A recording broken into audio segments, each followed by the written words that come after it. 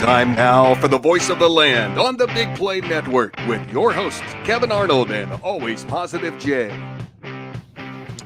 Don't adjust whatever device you watch us on. Don't adjust the sound levels on your podcast platforms, whether it's Apple, Google, or Spotify. That's right. The voice of the land has moved to Wednesdays, everybody. That's right. Voice of the land is here. We are live. We are ready to roll. Sundays just weren't cutting it for us anymore. We decided, why not add something to the work week and give you guys something to enjoy in the middle of your week, and that is the voice of the land. I'm Kevin Arnold. He's Always Positive Jay on the other side. Our producer extraordinaire, Peter Tellep. We call him Audio because he's like an artificial intelligence piece of machinery or whatever you want to call it. What Jarvis was to Iron Man, Audio is to the voice of the land. We are a part of the Big Play Network and partner with LPV Productions, and we are brought to you by Vector Technical. They'll get the right person in the right job the first time. More information on them to come, but trust me, their offices are pretty close to where I live, and they have plenty of job openings to help you try to get in. So make sure you're reaching out to our friends over at Vector Technical. Guys, welcome to Wednesdays. Yeah, seriously, it's the middle of the week. It's weird. It is. It totally threw me off. Like when I got home, I'm just rushing around. I gotta go. And I'm like, all right, I had way more time than I thought I needed. I'm already off to a better start. I already retweeted before we even started the show. Boom. So that, you know, I retweeted too. Look at that, man. We're on it. We're on it. We're pushing this thing. I know we said 8 o'clock when we made this announcement tonight, making a little bit of adjustment. I'm sure there's going to be other weeks we do the adjustment. Let's just say Voice of the Land will be on Wednesday nights. Voice of the Land will be on Wednesday nights. Now, in a couple of weeks, you're probably gonna see another co-host with Jay. Always Positive Jay. He's not going anywhere. I'll be here. I'm not going anywhere either, but I have other things to attend to. And I think that's a good point to at least start, I think, as a whole show. Prayers, well wishes, what we try to do to start. This all started from, our friends over at Illegal Hand to the Face, another podcast that talks Cleveland sports. They'll talk food, all of that kind of stuff. They do have a live show coming up at the fundraiser at Melt. A fundraiser at Melt Barn Grill, I believe. April 25th. Independence. I'll be there. You'll be there. They had me at Melt. You had me at Melt. And well, it's National Grilled Cheese Day too. I mean, come on. If it's National Grilled Cheese Day and you ain't at Melt, you're doing it wrong. Well, if they're not at Melt, they're watching us. So we kind of need that. They can watch us there. We're available on their phones. Yes, exactly. Yes, we are. Yeah. Hey, start playing it. If people are like, hey, I'm trying to eat over here, quiet it down. Oh, I like what that person just said. What is that?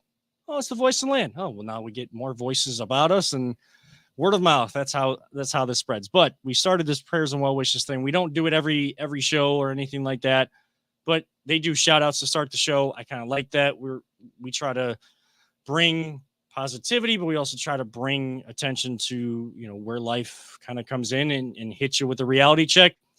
The former original host of this show, Nick Paulus, and his wife, Kelly, just welcomed their son into the world. They made the announcement today. I wasn't going to say anything until they made the announcement. They did make the announcement of he was about 10 weeks early, but it sounds like everybody is doing well. So you just pray that Michael James, I think it is it? I know it's Michael. Michael Paulus. That's Michael Paulus. Michael Paulus. Baby Michael. He was born earlier this week, so we welcome him into the world, and we wish all the best to the entire Paulus family on behalf of the Voice of the Land.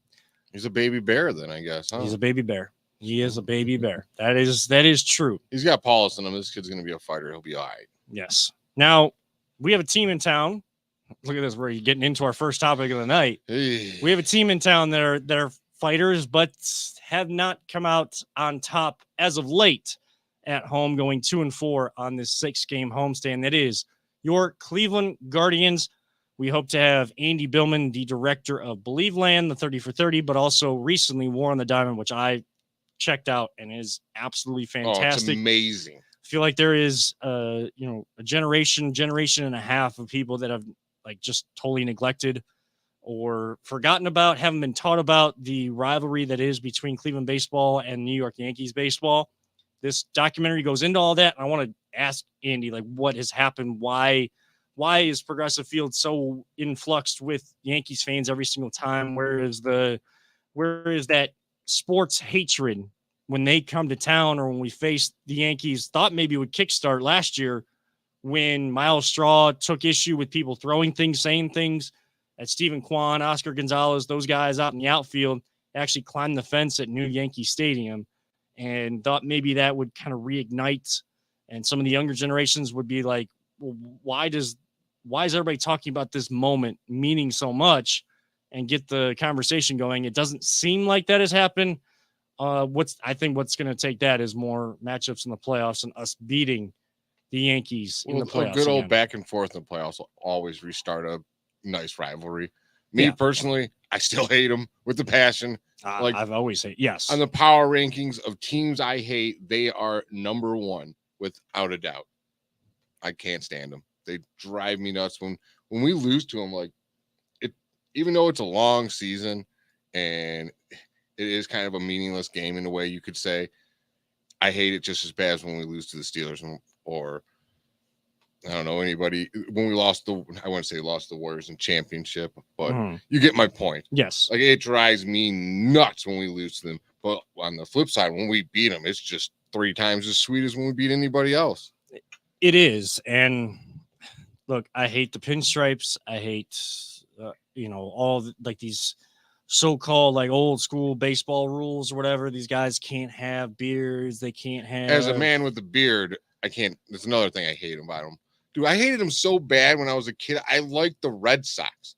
And then they won some World Series, so I stopped liking them so much. Yeah. So I was like, all right, you guys won enough. You can go away for a while. Yeah, I mean, just like, the feel-good stories of Terry Francona helping the Red Sox lift their curse and win a World Series, and then they won a few. And the Cubs, I mean, they haven't won a few, but they at least knocked off their drought of over 100 years. We're at 75 years, I'm pretty sure. Cleveland baseball haven't won a World Series since 1948. It's about time. And this is a team. Beyond about time. This is a team with a manager that feel can make some noise. Now, a team that's 7-6 right now after 13 games, I'm not going to freak out about. I'm not even going to criticize that much at all because it's a 162 game season. Dude, you got 40, 49, 48 still left to go. It's even pointless to look at stats or standings until about 130.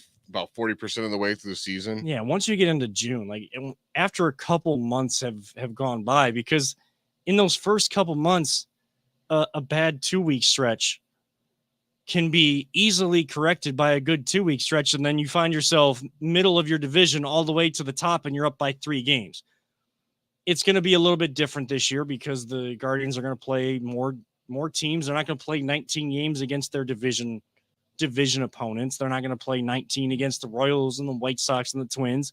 You're only going to play 12 or 13 this year. So you don't get to beat up on what people still think isn't the greatest of divisions. Twins and White Sox are up there. Royals and Tigers, they're kind of in their downswing. Tigers, I think, are trying to come back up. Royals just hit their downswing. Guardians have to strike while the kettle is hot. They do have to go further than what they did last year. You can't bank on doing exactly the same thing and being able to get to the exact same point, like hitting the reset button or having the checkpoint in your video game where like it automatically saves. And then when you die, you come back to that point. You don't have to go back to the start of the level. You get to come to the middle part of the level. That doesn't happen in real life. That doesn't happen in sports. So this team has to find a way to recreate what they did last year and build upon it.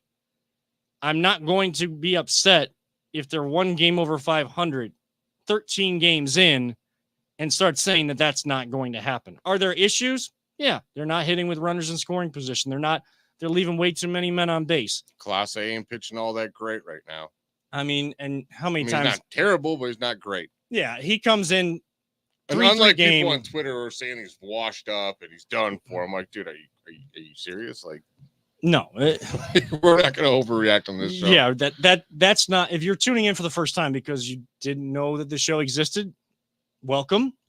Please tune in as often as you can. You can come in for a little bit. We go for about an hour. We have a few commercial breaks, and you can tune in for a little bit. You can, kind of step away. We always have the audio and the video is reposted all over the place so you can catch what you missed. You don't have to. I'm not here to like bring everybody and stay for every single moment of the show. Like that's not who we are. We try to be realistic about things. We try to look at things the way that they are and not overreact, but also not underreact. I would be underreacting if I didn't at least draw attention to this team not hitting with guys on base, leaving too many guys on, and pitching being inconsistent, especially out of that bullpen.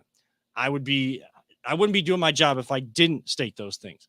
But am I going to make those things out to be like this team absolutely sucks and those guys need to go? We need to trade them, just like people want to do with Karinchak when he didn't have a good game. He's had issues with this new pitch clock. People want to do it with Class A now after today. We've seen it so often. I don't know what it is, but closers come into a tie ball game and they don't look the same. They don't look the same on the mound. Now, that's not an excuse, but for some reason, that different mindset, okay, this game is tied. I'm not trying to nail down the win. I'm trying to keep my team in the opportunity to go win it in the next half inning if you're at home. I'm trying to get my team to extra innings because I know that we've been successful in extra innings. I think 4-0 this year. I'm not going to overly freak out. I hate losing to the Yankees. That's all. I hate losing to the Yankees. I don't like it. I mean, people, everything you said, and to top it off, the Yankees lineup is stacked, dude. Like I hate saying it. They have a terrific offense. They got dudes up and down the lineup that can hit bombs at any given moment. Right. You get guys on base, and as a fan, you're like, oh crap. You like have the feeling that 2-run shot or 3-run shot's coming. Like, so if Class A, I don't know, it wasn't a blown save, obviously. It's not a blown save, but blown opportunity to. It's going to happen. It's baseball. Like, no one's perfect. Mariano Rivera is not out there anymore. This dude is pretty damn close to him last year, but he's still not him. Those guys don't exist. Like, he's as good as they're going to get in the game. And he's going to bounce back. And your team still had a chance in the bottom of the ninth because they're not going to stop fighting until the game has reached 27 outs. Until they've gotten to all their 27 outs. Terry Francona team. They're never going to quit. They're never going to quit. So don't quit on them. Yeah, don't. This early. If you were all about opening day and you went downtown for just the festivities around it, for the adult side of it, the adult beverage side of it, to hang out with people. It was a sunny day, but it was cold. I have nothing against that, but don't be that person that, if you're only going to focus on one day or a few days, like opening day, when it's the whole stadium sold out, or a playoff game when everybody's there and all sold out and the people that actually have the money get to go. Those aren't the people that are in those seats throughout the year, the entire time. So please, I try not to tell people how to fan. I try my absolute best. I'll ask you there this. Are just some Does that annoy you when people go to the opener, don't go to any other games, don't care, and they're going just for the party atmosphere and don't care about the game, don't care about the team. They're just taking up a seat and taking up a spot. That part doesn't annoy me because that's what opening day is. Opening day is basically like a holiday, playoffs would drive you nuts. Not even playoffs. Like those are kind of like, those are holiday type moments, but it's when those people that just do that, they know that they can blow a certain amount of money to go and be a part of those big moments. They don't actually pay attention to what's going on, why the season is going the way it is. And then they tune in or look at their ESPN app, look at their pitch tracker and see one half inning where a closer gives up the one run that gives the Yankees the lead. Then they want to run him out of town. They haven't seen what else he has done. How did we get to that point? What could have prevented or allowed the Guardians to stay in the lead 3-0? Opportunities like what was in the ninth, like if you don't know the whole story, don't criticize. That's what frustrates me the most. If you don't know the whole story, I find it very difficult that you would be the biggest voice to talk reacting to headlines is what you're saying. Yes, pretty much. Reacting to headlines, like not reading the story, just reading the title of the book, taking the clickbait, and that's probably what this world is now. That's what society is now. Social media has that. Oh, Hey, it definitely isn't social media. our title of the show is Welcome to Wednesdays. If someone really likes Wednesdays, or they're, they just see like, hey, welcome, and they see a video and they turn it on, like clickbait. Like, we kind of had clickbait ourselves. Like, we're trying to get people to watch, but we're also trying to have real conversations. And as we build upon us being on Wednesdays and during the week, and when I know a lot more of these types of shows, more people have the opportunity to tune in. Sunday nights are difficult. It's family time. It's family meals, Sunday dinner with the family. My It's wife also and I a are, pain in the ass to book guests. yeah. We have a guest that we're trying to get on tonight with Andy Billman, and, a little bit more like, nothing against anybody. Like, people are taking time for their family. We were given an opportunity to be a Browns post game show. Come on, after Browns games, do that for Big Play. Officially, unofficially, we kind of coined ourselves, but nobody said anything. Like, Dave was all cool with it. So that was a really big opportunity. We were a post game show for one of the big teams, the biggest team in this town, and from the standpoint that this is a football town. This is a football state here. That was after a good season too. And yes, that was we were brought into a bad season. Yeah, it was after a good season and all that kind of stuff. But hey, times change. Your eyes get open to things, and now we have the opportunity to bring in more guests. We're going to try to build upon this, and we want to bring in other people. If we can find those modes to bring in other people. I know audio just brought in like a whole new computer system as well. So hopefully we're streaming out there. It seems like we are, because I'm watching myself, but like on like a 30-second delay. I'm seeing like my hands are moving right now. I'm going to see that out of the corner of my eye in like 30 seconds. I just saw it. Oh, okay. Well, I've been moving my hands this whole time. Yeah, you do move your hands a lot. That's a good thing. You're taught to talk with your hands. I understand. I talk with my hands. Like I didn't realize Arnold was an Italian name. So I don't know. There's a lot running through my veins, and I'm pretty sure I'm more like my mom's side of the family. Even by doing that, they were very outspoken people. So, hey, you know what? Talk with your hands. Show the emotion. Don't just let people hear the emotion. Show the emotion. And I keep doing it. Don't know what to do with my hands. I'm Ricky Bobby. Right. Well, I don't know what to do with my hands. At least I'm actually moving them, but I don't know what they're doing. Yeah. Sometimes I don't even realize I'm doing it. Hey, how the heck did we get on this? This is what we do. This is what we do. Man, even on Wednesdays, we're still the show that gets off the rails. Yes, of course. We'll talk a little bit more Guardians on the other side, plus Cavs, playoffs. We just talked about playoffs. A lot of people are going to be downtown. It's the first playoff series. I know I'm pumped for it. First playoff series without LeBron since the late 90s. We will touch on that next. We will hit a short break, and we'll be right back right here on the Voice of the Land, the Big Play Network. Whether you're looking to hire new talent or start a new career, Vector Technical has you covered. Vector Technical is a 28-year-old staffing firm that has helped thousands of job seekers advance in their career with reputable partners throughout Northeastern Ohio.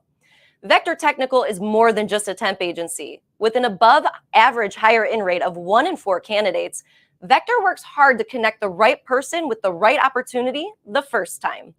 Vector Technical hires for skilled manufacturing and light industrial work and is sure to have a career that you've been looking for. To learn more, visit our website at www.vectortechnicalinc.com.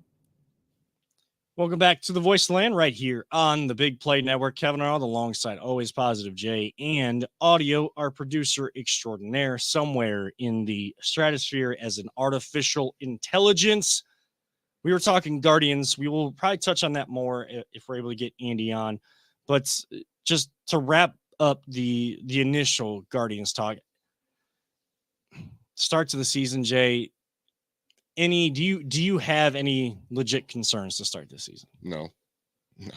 I mean, I don't like the injuries to the pitchers. If anything, I'd say that. That's probably out of all the stuff that I mentioned that I just said that we needed to mention, leaving guys on base, pitching staff not and in the bullpen not being as strong as we saw last year. We know that Terry Francona led teams, especially when he's been here in Cleveland, their time of the year is after the All-Star break. They do enough. The worst time of the year is now. Is April. I would So like, as far as I'm concerned, they're actually doing better than they normally used I would to love do. to see a better April, like get off to a good start, but then like where does that lead?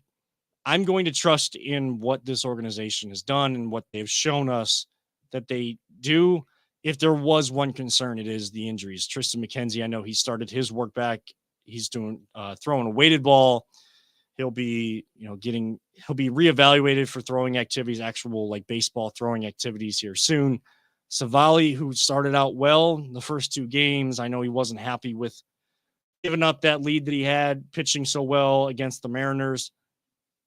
But then an oblique injury, like this guy just unfortunately can't stay healthy. Like you just feel bad for people like that. The injuries just mount up and stack and stack and stack, and all you're spending more of your time rehabbing than you are building upon a successful season and being able to go out there and pitch every 5 days when your number is called. That's the hardest part. But we'll see. Luckily, these injuries are happening early, so hopefully you get them back. You get them back at the right time where they are fully healthy, and we can move forward from there. Knock on wood that those issues aren't. I mean, the kid today, he pitched pretty damn good. Well, what's this organization known for, even in the minor league system? It's developing pitchers. I swear they got a Finding 3D printer somewhere hidden, and they're like, "We need a new right-handed pitcher." It's like they ship it out there, they put it in water, they watch it grow, and then they're like, "We drafted this guy, and we've just been printing him this whole time." Hey, I've seen crazier things 3D printers can do. Dude, 3 different Cy Young winners now? Wait, no, 4, 5? How many Cy Young winners do we got going on these days? I don't know. Let's go back. We got Bieber. Yep. Then we had Kluber. Yes. CC Sabathia. Yes. Didn't Cliff Lee. Didn't Cliff Lee win one? Yeah. So there's 4 I know of. I think that's the 4 I can think of. Yeah, and that's 4 different Cy Young winners from one organization. That's insane. Usually you get a guy who makes like a run and he'll get like 4 Cy Youngs, not 4 different Cy Young pitchers. That's crazy. And they, even if they have to, just money wise, the way the market works, even if a guy has to move on, the next guy is the next guy that number 2 steps up, and somehow they find another really good pitcher to be in that 5 we supposedly rotation. have, I can't think of the guy's name, and I heard Andre not talking about him, and they won't even let Francona look at him pretty much because it's like, he'll get all like, "Ooh, who's this guy? Oh, let's bring him up. He looks good," but they want to let him develop because they're smart in what they do. They don't rush these guys. But yeah, we got some really good young talent coming up. So future's always bright with this team. Future's always bright, and future's bright in about 4 days, 5 days. What is it? It's a Saturday. Feels like 100 days. I know. I mean, you got the play-in tournament going on right now, but the Cavs start against the Knicks. We know that they don't have to wait to see who their opponent is. We know who their opponent is. It's an opponent, I believe, that went 3-1 against them this year in the New York Knicks. They came in here without Julius Randle and still beat up on them. Jalen Brunson was... Boy, he was otherworldly in that last game at home. That day, the basket looked twice as big for that kid. Yes, and he's a really good basketball player. Oh, yeah. Coming from Villanova. I think him and Josh Hart played together at Villanova. I mean, that's one of those basketball factories, too, in college basketball. So I'm surprised by Jalen Brunson's success in the league. I'd be lying. Like, I knew that Jalen Brunson was going to have... If I'm correct, he outdueled Mitchell in the playoffs last year, didn't he? I think he knocked him out, the Dallas Mavericks. I think so, yeah. Yeah. So I mean, don't take these guys lightly. Like, I'm not thinking we're just going to go in and beat them up and stuff. Like, I'm a nervous wreck about this game. I'm not going to lie. I think we're going to win, but, man, I think they're going to give us a fight. I think it's a good game. I think it's the best matchup so far in the first round by far. I love that Cleveland's all about it. I love that people are excited. Hearing people say that we're going to sweep them or a gentleman sweep that 5 game. I'm not frustrated by that or anything. I'm realistic. I think that this could go 6 or 7 games. I'm not saying I'm picking the Knicks, but that's how good or what Tom Thibodeau has done for that team. He has given them a bit of a defensive identity, and they have guys that can go fill it up. Even if Randall's not around, RJ Barrett can fill it up if he needs to. Jalen Brunson, Josh Hart is one of those X factors out there on the floor. And when it's possession by possession, like playoff basketball is, I think part of it is, I think people here in Cleveland have forgotten what playoff basketball is. Now, we have that dude in Donovan Mitchell, but it's a different feel to this team. This is a team, not that those other teams and the one that won a championship wasn't a team, but you knew it was LeBron and everybody else. Donovan Mitchell can fill it up and can be Donovan Mitchell and everybody else. But if this team is going to have success, back then, this team could have success by LeBron going off and other people struggling, and this team could still win. Look at the 2007 Game 6 Eastern Conference, or no, Game 5 Eastern Conference Finals up in Detroit. 25 straight points, 29 of the final 30 points that the Cavs scored to take Game 5, came home, won in 6 games, finally conquered Detroit, who was a strong player in the Eastern Conference at that time. LeBron had to get over that hurdle to learn how to win. There's going to be bumps and bruises. This team is going to have to learn how to win. Playing in the play-in last year is nothing compared to playing in even Game 1 of this series, let alone getting into Game 5, Game 6, like when you're coming down to it and you're in elimination type games. Every play matters. Every single play matters. You and cannot every player give matters up on anything. You have to give 100%, 100% of the time. That's the bottom line. Every player matters too. Yes. Whoever's in the rotation, whoever JB decides to go to, whether it's 7, 8, 9 guys, whatever that rotation looks like, everyone is going to have to contribute. The games that the Cavs struggle in, or if they drop a game here or there in this series, you look at the box score, it's going to be either one-sided, one guy like Donovan Mitchell or Darius Garland or Evan Mobley has a really good game, but everyone else does not.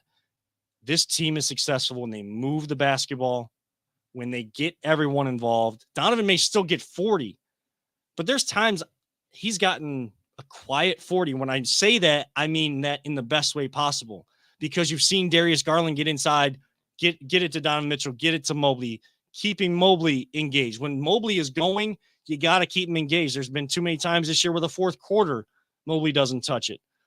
You got to get Jared Allen involved. A little bit of energy, even on the offensive side, for a defensive stalwart. That raises your level, of intensity, focus, and confidence, so that you go do what your role is to the best of your ability. Everybody's involved, and that's really what this message is going to be. The biggest thing that I love, I don't know if you guys saw this story at all, JB reaching across the Gateway Plaza to Terry Francona for advice, because this is going to be JB's first playoff series, first playoff game as a head coach. He's been in other playoff games on the sidelines with other coaching staffs, but this will be the first time he is a head coach in a playoff series. He got advice from, as much as they have a 3-team coalition between the Browns, Cavs, and Guardians here in town to help the community grow, JB was trying to go that was a story that just, my eyes went wide and just absolutely loved that. Is that saying that that's what's going to lead them to win this series? No, but it's who JB is, and we should expect it, but it's still eye-popping. It's being humble, kind of, in a way. You know what I'm saying? Like, I've never been here. Let me ask the guy who's been in the playoffs and done it all, different sport. But yeah, you're going to learn something about it for sure. I mean, all sports, once you get to the playoffs, there's something to learn from someone that's been there, without a doubt.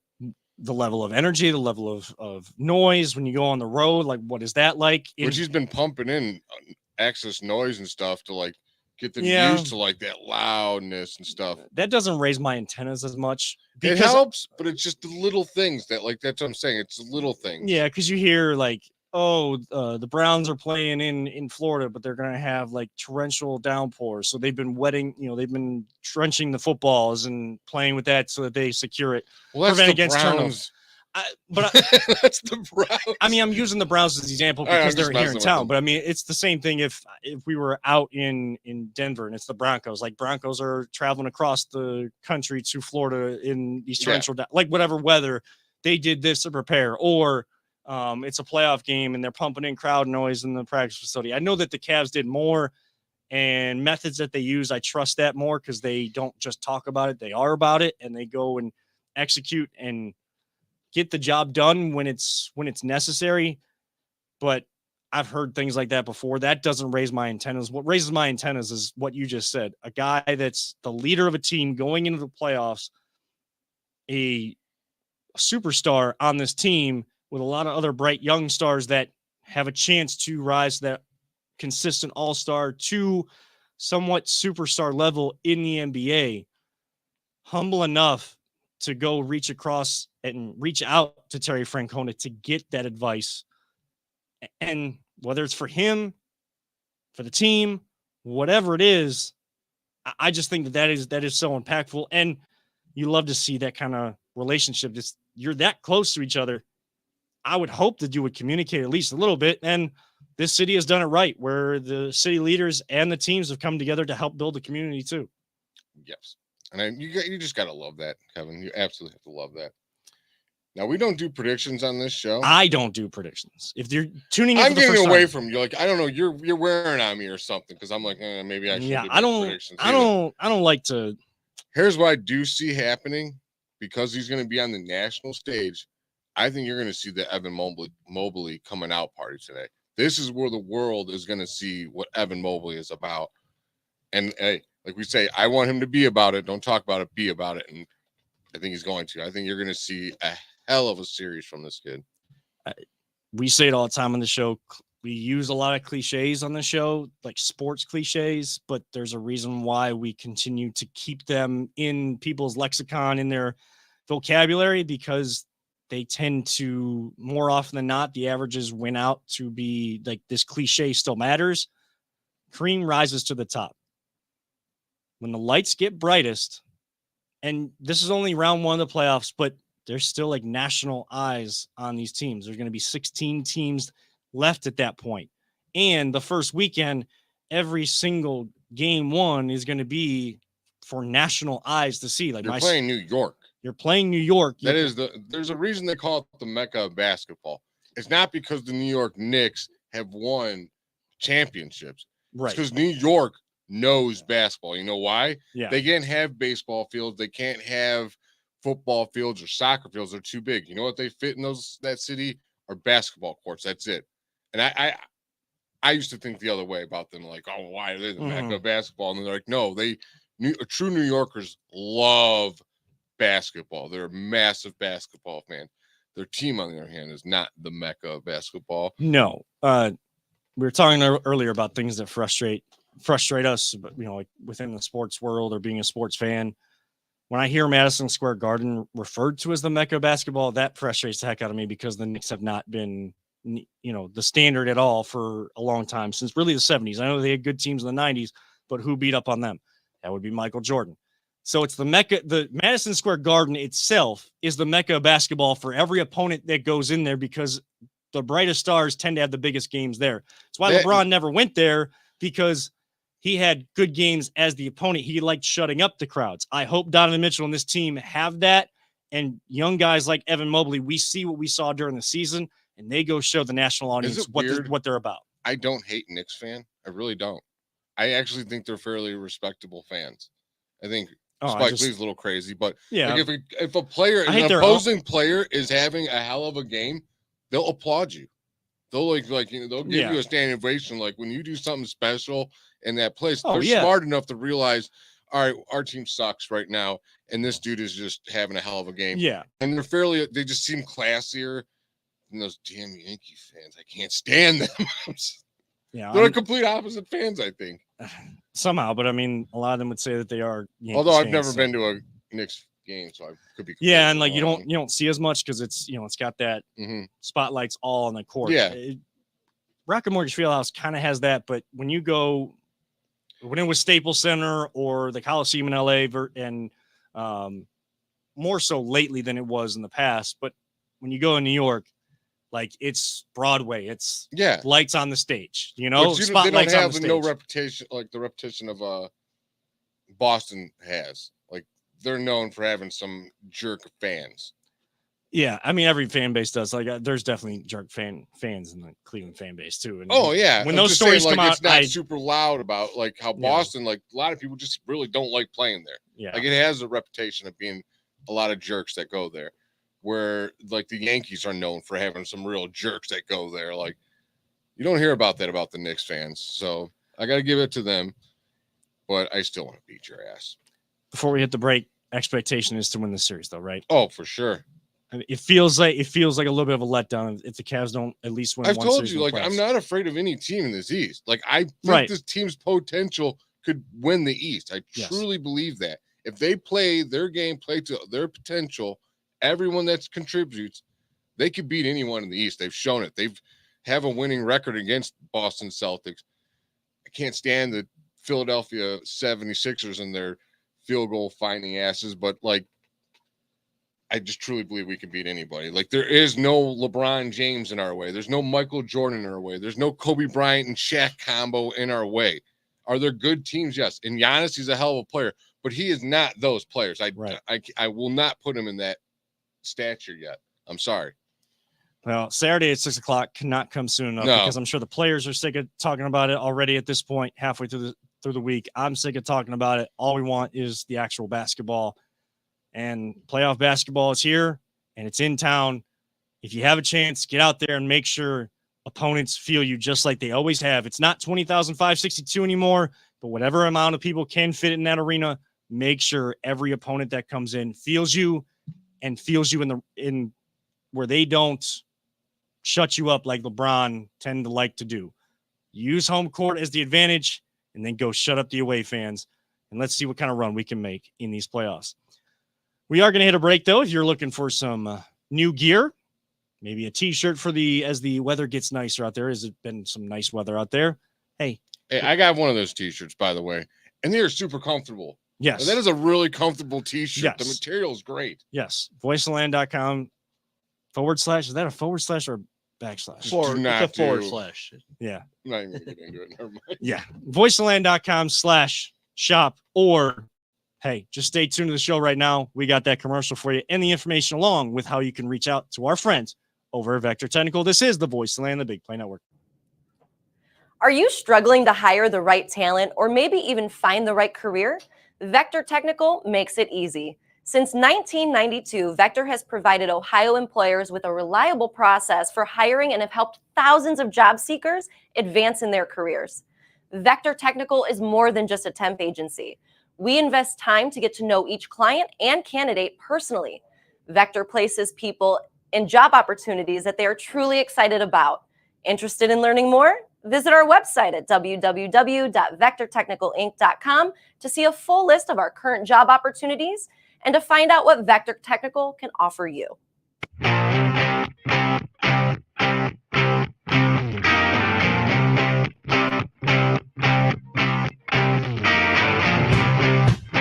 Get your gear at voiceoftheland.com /shop. Welcome back to the Voice of the Land. Kevin Arnold alongside Always Positive Jay Peter Tullip, our producer, and we are so gracious to welcome in a now friend of the show. People have said that if you have a guest on twice on your show, they would be considered a friend of the show. We've talked to Andy several times, but Andy Billman, director of Believe the Land and the recent documentary War on the Diamond, which is absolutely fantastic. Go check it out if you have not seen it yet. All about where the rivalry, this hatred between Cleveland baseball and Yankee baseball fans, especially from the Cleveland standpoint, where that hatred started. Go check that out. Andy, thank you so much for taking some time tonight, joining us. You're welcome to stay on for the rest of the show. We got a couple segments left. We started with Guardian. I'll do whatever you guys want me to do. I'm here to pedal, whatever you guys want to talk about. Hey. I'm good. I'm happy to be back on.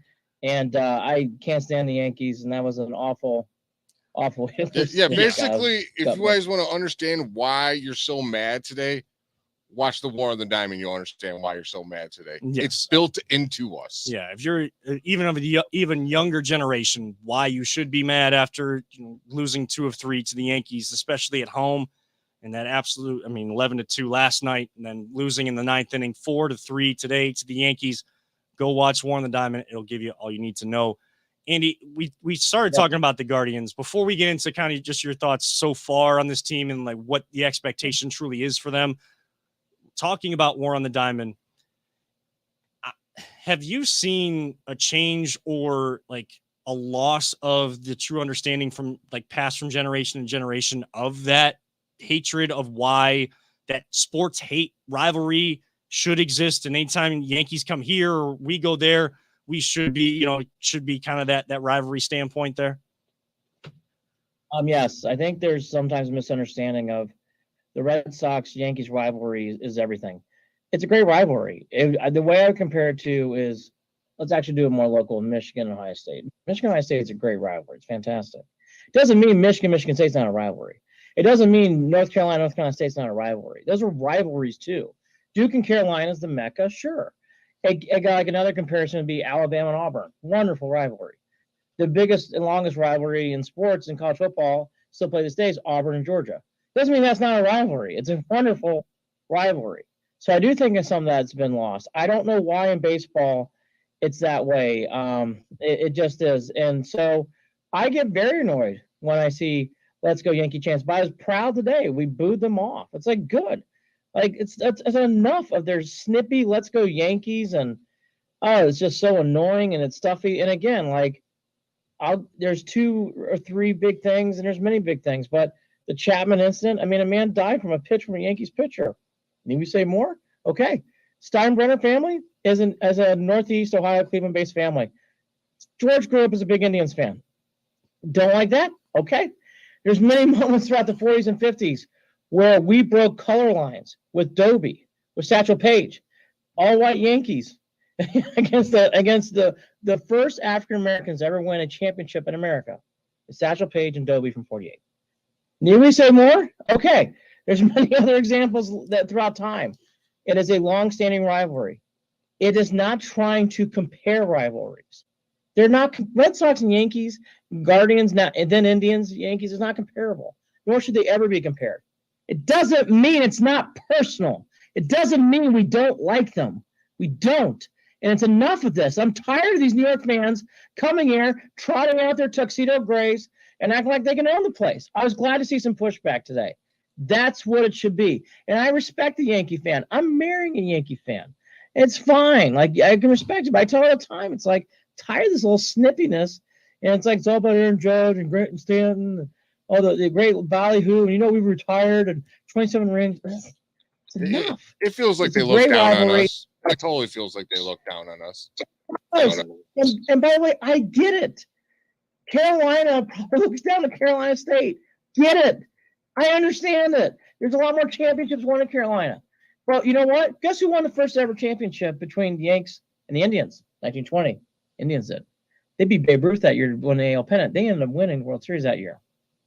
That's a fact. The only team that competed with the mighty Yankees, the machine, between 49 and 53 was the Indians. The 148, the 154. The mighty Jeeta, mighty Yankees, and Jeets. They point all this And out in the Rivera. Hall of Fame, by the way. If you go Yes, there's a whole the Indians section were- about how the Indians pretty much broke up their dynasty for a second there. Many times we have. And it's been enjoyable. So there's a lot of that. I think in this town, though, and it's not a bad thing, we are a football community because of the roots of Canton and because of the roots of the Browns, and that's understandable. It doesn't mean we don't have rivalries. I feel that way sometimes, too, about the Cavs. I didn't wear Michael Jordan growing up. I don't like the Bulls. I don't like them. I don't have to like them. I like beating the Bulls. Go Raptors. Beat the Bulls tonight. I don't want to see them anymore. I will never, never, never take that back. I think there are things like the Warriors. I'm never cheering for them again. They're rotten. I think these things, I would hope, play as big as the Steelers, the Ravens, and sometimes I don't feel like they are. I don't know why.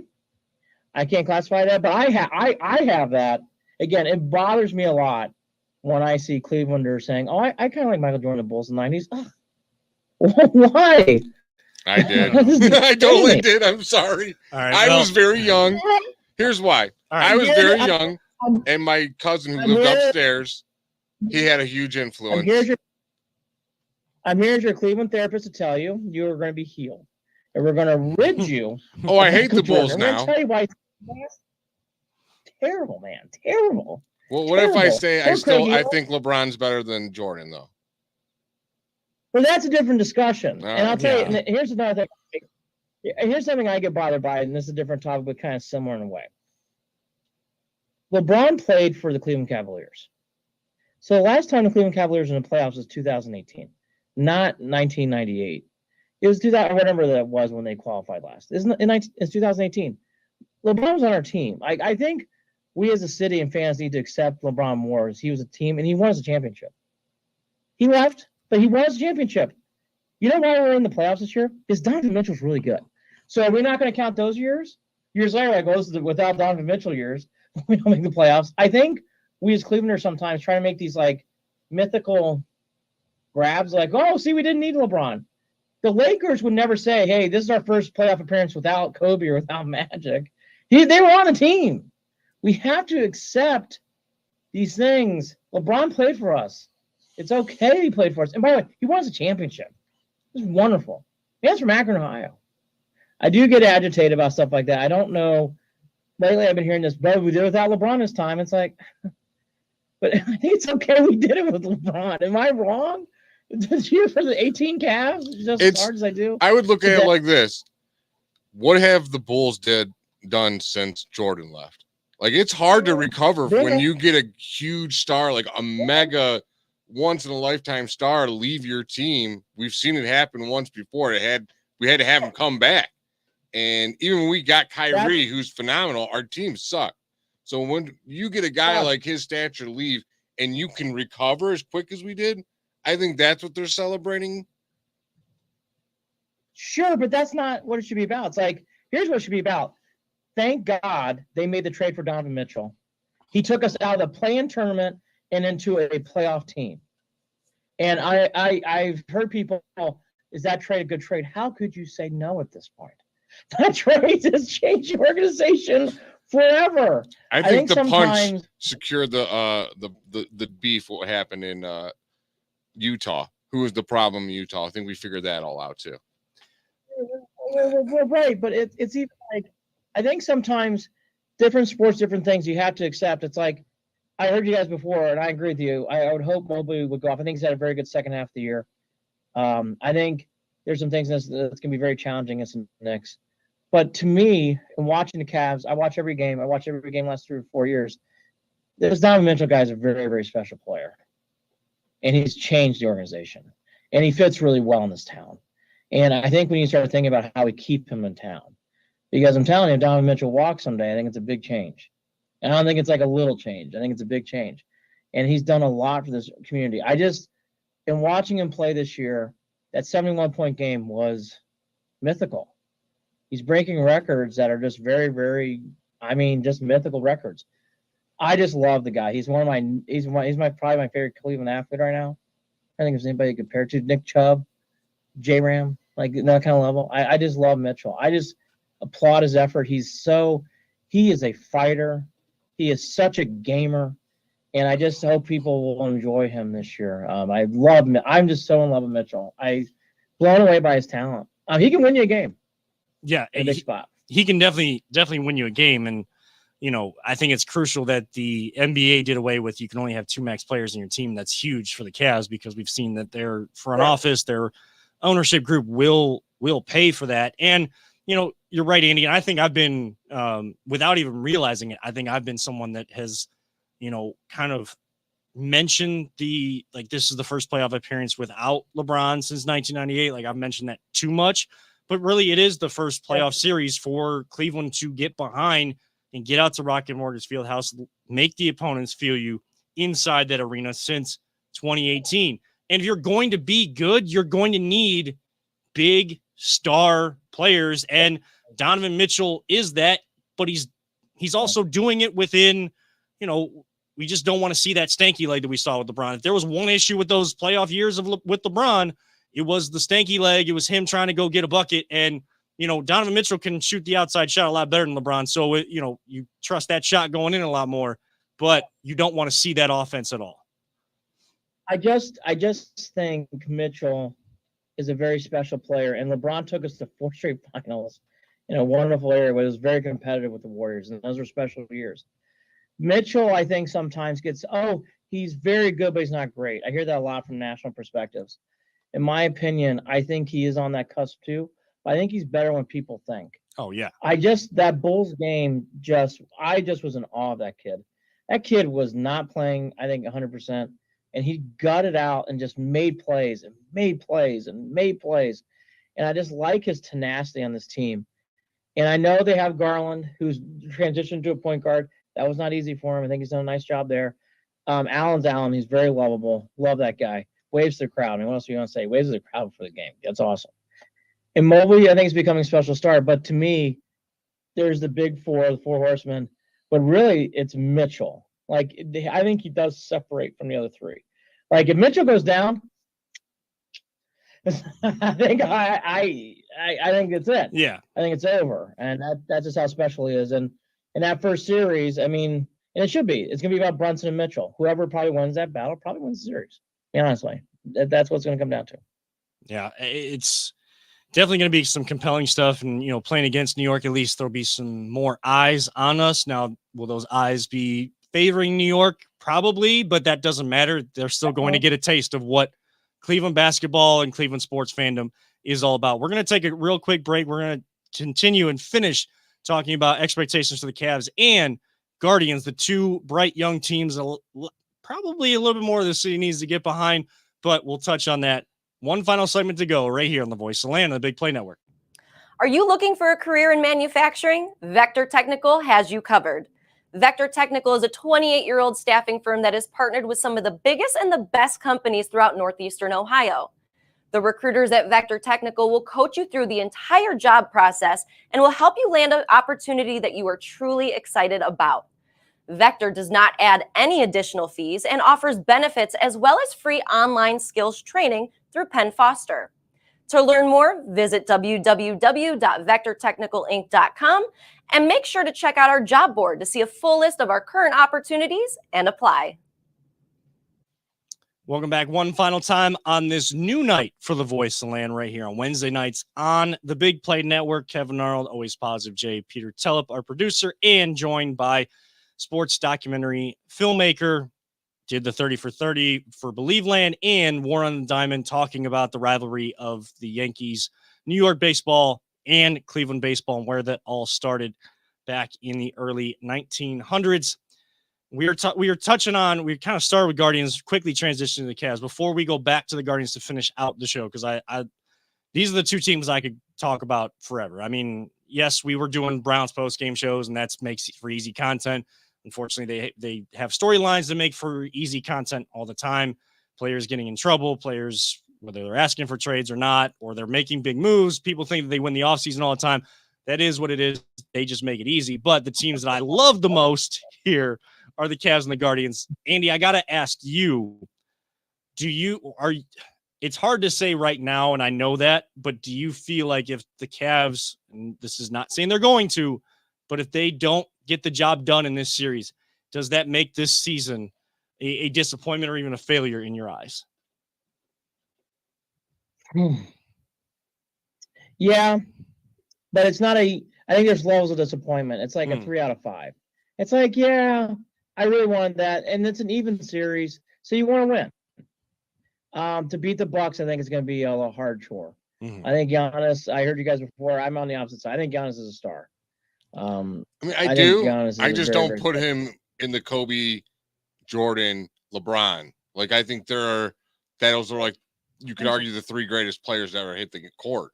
And I don't think he's on that level. I think he's above Mitchell, who I'm with you, and I think he's phenomenal, like a superstar. He's probably the best player in the league right now, Giannis. That's what I'm saying. Like, he's really good. Like, I think he's Tim Duncan. Good. Like, in fact, I think those two guys might be comparable in some ways.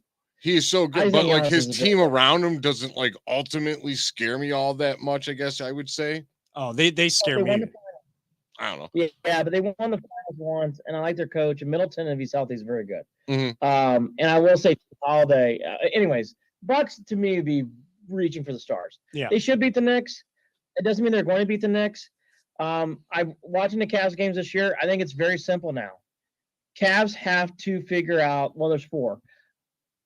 Okuro's out, okay, but what are they going to do about the wing? In that series, that's really going to. The Knicks are very big. 2 is tempo. The Cavs play fast. Cavs are done. Cavs have to slow that ball down. The reason why their defensive metrics are so good is when they play slow tempo, it helps out their defense. when the Knicks played last, it was like a track meet, and that's not their game. They need to slow the ball down. It needs to be like mid to low hundreds, not high hundreds, 110s. That's just not the Cavs. And finally, recently, I don't know what's been going on rebounding. Cavs don't box out. There's a lot of times the Cavs just watch the ball. And because Mobley's so active blocking, Mobley's not there to rebound right now. So he's protecting the paint. They need guys to box out and get rebounds. If they can stop second and third chance points, they control the tempo, I think they'll win comfortably.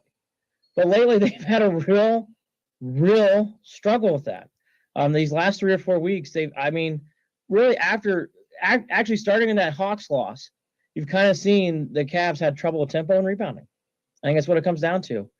The other last thing is bench. The Knicks bench, I think, is better than the Cavs bench. And I don't know, outside LeVert, I think LeVert's had a very good last month and a half. Who I think he's a key player for us right now. I defend him all the time. I post-game show, and boys, LeVert haters. I support the guy. I like him. I'm on Team LeVert. I agree. I think his defense has been great all year. He's a team player. His metrics tell you who makes players around him better. Why would you not want that? I just don't understand. I think that's silly. People get down on him. Yes, he's good for a foul. I will say he fouls people and he gives up 3 shots. Yeah, I agreed. He does that once a game, and you rumble to yourself. People get upset like someone doesn't average 20 points a game. It's like we have Garland, we have Mitchell, we have Mobley. Like there's only so many shots to go around, people. Yeah, and this was a guy that was scoring 40+ points for Indiana, and it was on like a hot scoring streak before we made that trade for him. So people thought that that's what we were getting. This is a guy that is sacrificed. He's coming off the bench. He probably thinks he should be a starter other places, but he has sacrificed to come off the bench, do the dirty work, finish the games, knowing he's going to finish the games, knowing he's going to get a tough defensive assignment, and has bought into that. When you have a good team, people, even if you have a lot of good players and players that probably think that they should be higher in the pecking order than others, they push that to the side. They let those personal feelings just go to the back of their mind, and they do their job, the role that they were given, the role that they have found, the niche they have found with the team. They do that, and they do that well. That's why Tristan Thompson was such a big piece of those championship teams, because, yeah, he was a high draft pick in the first round, but he found what his role was and did that to the best of his ability. Well, that's why Garland this year, he was always a combo guard. He isn't anymore. He's a point guard. And that is different. It's a very, very different position. The one other comment I'll say about this Knicks Cavs series, and I heard you guys talking before, because I've lived a lot of my years in Cleveland, Ohio, but I've also lived because of ESPN in the Northeast. I think the Madison Square Garden thing is going to be a real factor. It has been happy because the Knicks have been terrible. The Knicks fans are very rabid. I was just defending them. I was like, they seem like they seem not as mean as the Yankee fans. They're not.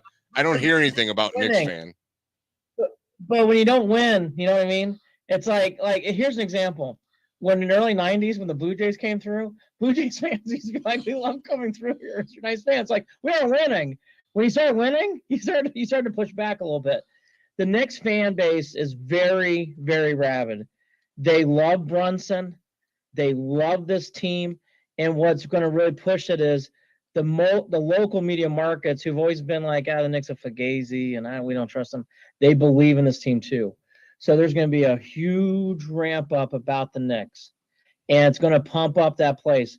And it is a huge basketball market, as you guys said, and you're right. It is a huge market, and it's been dormant for 20 plus years.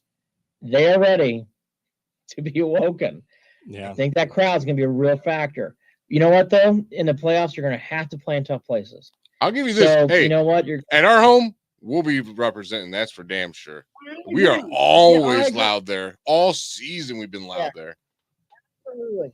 But you got to embrace it. Like, I think that's going to be part of this series. You're going to have moments where a Knicks fan, I would be surprised. You're like, man, blank them. I'm going to end up hating Knicks fan by the end of this series, is what you're saying. That's what sports are about. That's what sports are exactly about. But this is not like peaceful. What's a good example? Even Milwaukee, even when the Cavs play Milwaukee, and they're good fans, they don't bother me. They don't reach. Knicks fan, they're gonna be dialed up. They're very smart basketball fan. They know their basketball. That's for damn sure. in the past few years, when the Knicks have been good, you've not seen local media supporting them, actually. That is not the case with this team. They are very much behind them. And in my experience, that usually means the fans will be very ramped up. Yeah, that's I what. could be prepared for it. And by the way, that's fine. Yeah, That's about. that's why you got the 4 seed. You have home court advantage. Not to say that just bank on winning every single home game, but you have to take advantage of those moments, build some confidence in a playoff setting before you go into that game 3. Use these first 2 games to get that, build that experience that this team doesn't have. Individuals do, but this team does not have. We know now. We know that that pressure can reverse. Sorry to interrupt real quick. That pressure can reverse. Yes. The Knicks, if they are down and they're getting squeezed, they will start feeling that pressure too, because the fans in New York will turn on you, and that is no different from Yankees to Knicks. Those fans will get chirpy against you. The difference between Cleveland and New York fans, but yeah, we don't really turn on our teams like that. Maybe the Browns, because they deserve it for so many years, and they'll get booed. But I've never heard like the Cavs gotten booed bad. No, people just don't. People just don't go to the games. If it gets bad, people just don't go to the games. Like, people still show up to the Browns games even if they're bad, because you only get 8 of them. Well, you only get 8 of them, but this is a football town. We got to still show the support. But we don't like what's happening. How are we going to show them that we don't like what's happening? Well, maybe the same thing that people have done with the Guardians and the Cavs. They don't show up when they're not good. You're right. That's a big point, Andy, that New York fans, media, they'll turn on them if they go down. Now, going down 2-0 when you haven't played a home game, there'll probably be some, but not as much. But you struggle in that game 3. Those Knicks players, they will feel it. And what type of mental toughness, dealing with that New York media, we'll see what that team is made of. Before we get out of here, do want to just finish off with the Guardians as well. Another rabid fan base in New York is the Yankees fans, whether they're actual Yankees fans or they're Yankees, Cowboys, and Laker, whatever fans. Somehow they're like fans. Where do they come from? They come out of the woodwork when they play each other. I don't know. It's like Groundhog's Day, where the groundhog comes out. They, baseball season, Yankees fans see their shadow, or they don't see their shadow, and they decide, oh, I get to stay out now and actually put on my pinstripes. The Yankees fan is a real thing. It's a generational thing. So the Mets fan are very similar, but the Yankees thing is a real thing. And, here's the thing about the Yankees Guardians right now. These 2 teams are close. The difference is what we saw today is the power hitting. I think we saw on display today. Franchi hitting a home run. When you look through the Guardians lineup, J-Ram, we're hoping for some home runs soon. Naylor's hit a couple. Finally got one out of Rosario. Those are the big 2 things. He knows those differences in those teams. But the Yankee fan base is born to win. Why? They have a budget to win. And that's down to marketing dollars. And there's a huge story that doesn't get talked about enough about Bally Sports, where they're going to court tomorrow. Where currently Bally's is now trying to undercut the Guardians, not even paying their full rate. And it's going to really hurt the Guardians if they don't get that money. Get us started on Bally's. We already went on a rant on them last week. It was bad. It was bad. It's a huge story. And it's so unfortunate because in other sports, there's shared revenue. There's not in baseball. So which there should be. Oh, well, that's a difference. That's a whole nother rant. That's another show. It drives me. That's probably where the hate for my Yankees start is. All of a sudden, like, they're just allowed to spend more, and I find out that like all these baseball TV deals, and they're just getting way more money. Like, so basically, your population's greater than mine, so you get a better advantage than me. Like, no, that's not fair. Yes. Well, here's what the Yankees do. The Guardians use analytics and very smart trades to raise players up. The Yankees go, you know what we're going to do? We're going to go out. Yeah. There you go. Easy. Except for those singles are just hundreds and hundreds of thousands and millions. Look, we're going to throw gasoline in the fire. The Yankees, Indians thing and Guardians thing is a real thing because they're 2 different markets. It's like the EPL. There's no salary cap, so because of that, is what it is. There's been new money brought in, but that's why I always give the Guardians a lot of respect. They do great job. I think the Dolans get way too much heat. I think the organization gets way too much heat. I love this organization. They make the maximum of it. And yes, there are some things that the Guardians are going to have to do to talk inside baseball. They're going to have to get more hitting, and the starting pitching's on thimbles. If they get one more injury, wow, that's a big loss all of a sudden. So there's a lot of pressure on those teams. Check out War on the Diamond. I think it'll get you a lot more in the history of this story. It is 100+ years old. We're all Browns fans and Canton, Ohio and Pro Football Hall of Fame. We all get that. The longest running team in pro sports are the Indians Guardians. And there's a lot of history in this town, and there's a lot of great fans. I will say this weekend, when I was here, and what I can see, the fan base is way up, which is always good to see. I bleed this stuff. I got to throw out my own last plug. Check me out at Official Cleveland Sports. I'm on after every game. Sometimes I curse. Sometimes it's happy. Sometimes my kids join. You get all sorts of experiences for every kind of fan in the world you want there. So WarrenTheDime.com. Check me out on Official Cleveland Sports. I love you guys. I'll ask you the last question. Cavs in 7. What do you guys say? I say Cavs in 7. I've said Cavs. I'm terrible at predictions, and just my from my fandom standpoint, superstitions and stuff like that. I'm not Michael Scott where I say, I'm not superstitious. I'm a little stitious. I am superstitious, but I've been saying Cavs in 6. I've been giving them 6, but my mind tells me you should probably be saying 7 games. This is going to be a dogfight the entire time. That's my prediction. That it's going to be a great series. You guys are going to have a just constant back and forth, and everyone's going to be on the edge of their seats the whole time. Agreed. And again, enjoy this Mitchell guy. I think he's such a fun player. Like we said, watch. I've just been blown away by him. I love Mobley. All those other guys I talked about. I really enjoy Mitchell. I think he's just such a joy to watch. I enjoy him a lot. Well, Andy Billman, director of Believe Land, of course, the newest documentary, War on the Diamond. I'm telling you all, if you haven't checked it out, please go do it. If you don't understand where this rivalry comes from, why we are saying that New York and Red Sox is, yes, a much bigger rivalry and maybe means more to baseball. The Cleveland and New York rivalry still means something and is a rivalry. Go check that out. And, of course, tune into those post-game shows on Instagram at Official Cleveland Sports. Andy will be talking sports. And, Andy, we got to have you on for like an entire show. Instead of asking you questions, we just got to just kind of go round table and just do a 3-person thing at one point. We can talk about how excited we are about third-round mock draft picks. We can talk about like how I don't text people back on time, like poor always positive Jay. No, all day long. I don't text well.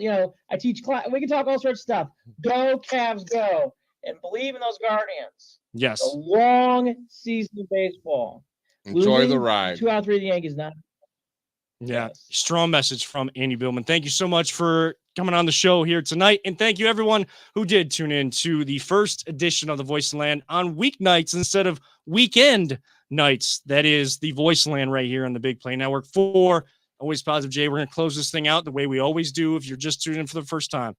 Don't talk about it. Be about it. That is Always Positive Jay. For Peter Tellup, I am Kevin Arnold. Thank you to Andy Billman for coming on to the show tonight. As a reminder to sports fans, don't let anyone ever tell you it's just a game. We truly love you all 3,000. And as our great late friend, Mike Allen, always used to say, live life, all gas, no brakes, go after those things that you want. Until next time, right here on The Voice of the Land, we will see you next Wednesday, whatever time it might be, right here on the Big Play Network.